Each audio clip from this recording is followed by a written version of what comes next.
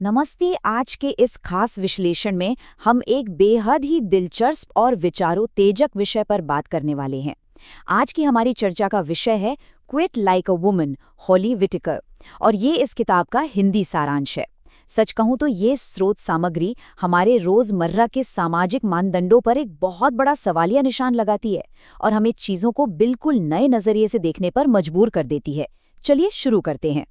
तो आज की इस चर्चा का एजेंडा कुछ इस तरह रहेगा। सबसे पहले हम बात करेंगे शराब की संस्कृति और झूठ के बारे में।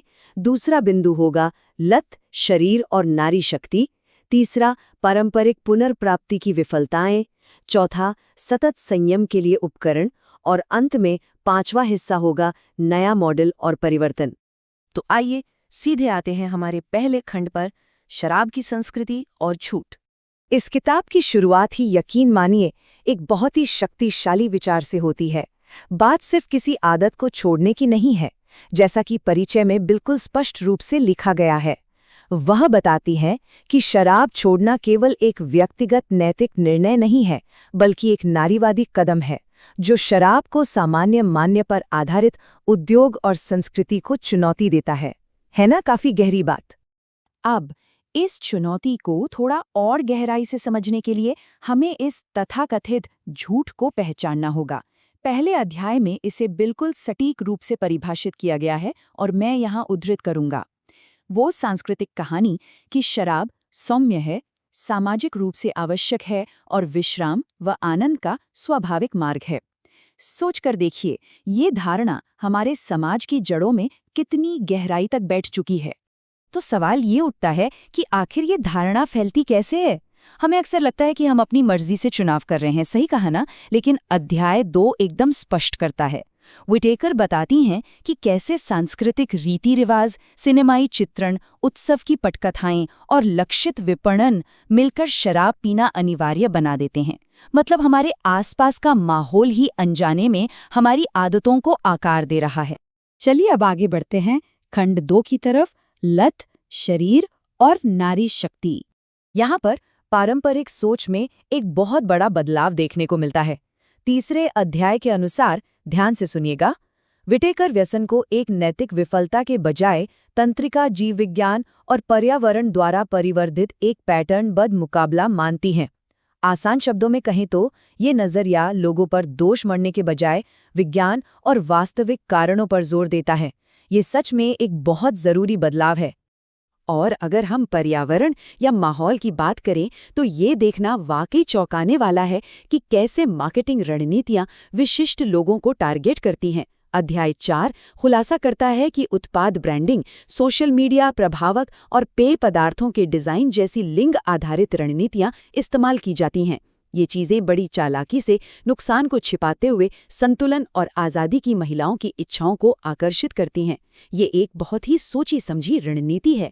तो अब सवाल है कि शरीर के ठीक होने की वास्तविक प्रक्रिया क्या है? अध्याय 6 में दी गई ये रिकवरी की समय रेखा हमें एक बहुत ही स्पष्ट खाका देती है। प्रारंभिक सप्ताह में अक्सर तीव्र वापसी यानी विड्रॉल और नींद संबंधी समस्याएं आती हैं। फिर महीनों से लेकर 1 वर्ष तक संज्ञानात्मक और भावनात्मक सुधार देखने को मिलते हैं। और शारीरिक सुधार व्यक्ति दर व्यक्ति अलग हो सकता है, लेकिन ये मापने योग्य होता है। ये आगे बढ़ने का एक बहुत ही व्यवहारिक और यथार्थवादी मार्ग है।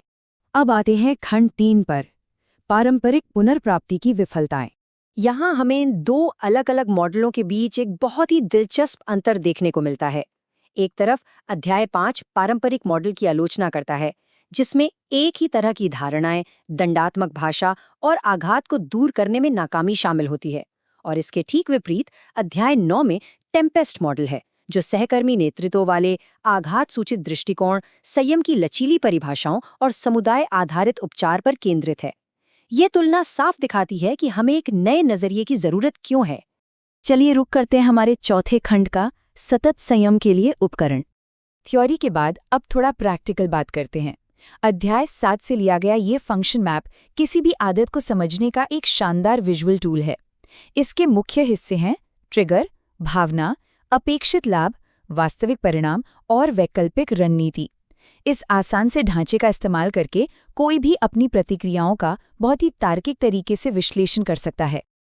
देखिए, सिर्फ विचार करना ही काफी नहीं होता, बल्कि दिनचर्या में एक मजबूत संरचना होना भी बहुत जरूरी है। अब जरा इस दैनिक रिकवरी दिनचर्या को देखिए। सुबह का लंगर, दोपहर का चेक इन, शाम का विंड डाउन और एक ठोस सामाजिक योजना। दिन भर खुद को ट्रैक पर बनाए रखने के लिए सच में ये एक बेहतरीन और आजमाई हुई रणनीति है। लेकिन हम सब जानते हैं कि अच्छी से अच्छी योजना के बावजूद कभी-कभी असफलताएं मिल सकती हैं, तो उन्हें कैसे संभाला जाए?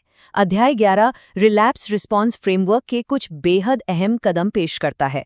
तत्काल सुरक्षा और आत्म देखभाल, तथ्यात्मक मानचित्रण, ट्रिगर्स की पहचान, नुकसान की मरम्मत और अंत में समर्थन को समायोजित करना। इस पूरे नजरिए की सबसे खास बात यह है कि ये अपराध बोध से दूर हटकर पूरी तरह से सीखने और सुधारने पर केंद्रित है। और अब हमारा अंतिम खंड, खंड 5, नया मॉडल और परिवर्तन। आपको क्या लगता है, क्या ये पूरी यात्रा केवल किसी एक इंसान तक सीमित है? बिल्कुल नहीं। किताब का ये विचार पूरे विषय का एक शानदार सारांश हमारे सामने रखता है। विटेकर का कहना है कि संयम एक व्यक्तिगत उपचार भी है और एक राजनीतिक कार्य भी है, जिसका उद्देश्य मानदंडों और उद्योग प्रथाओं को नया रूप देना है। ये बात एक निजी संघर्ष को एक बहुत बड़े सामाजिक उद्देश्य के साथ जोड़ देती है। और जाते जाते अध्याय 12 का ये आखिरी सवाल हमें बहुत गहराई से सोचने पर मजबूर कर देता है। किस प्रकार व्यक्तिगत विकल्प, संगठन, वकालत और दृश्यमान शांत समुदायों की स्थापना के माध्यम से सामूहिक परिवर्तन में परिवर्तित हो सकते हैं? मतलब, क्या हम केवल अपने लिए विकल्प चुन रहे हैं या हम अनजाने में एक नई व्यवस्था का निर्माण कर रहे हैं? इस बेहद विचारोत्तेजक सवाल के साथ आज का ये विश्लेषण यहीं समाप्त होता है। ज्ञान और चर्चा की इस शानदार यात्रा में अंत तक साथ बने रहने के लिए आपका बहुत बहुत धन्यवाद।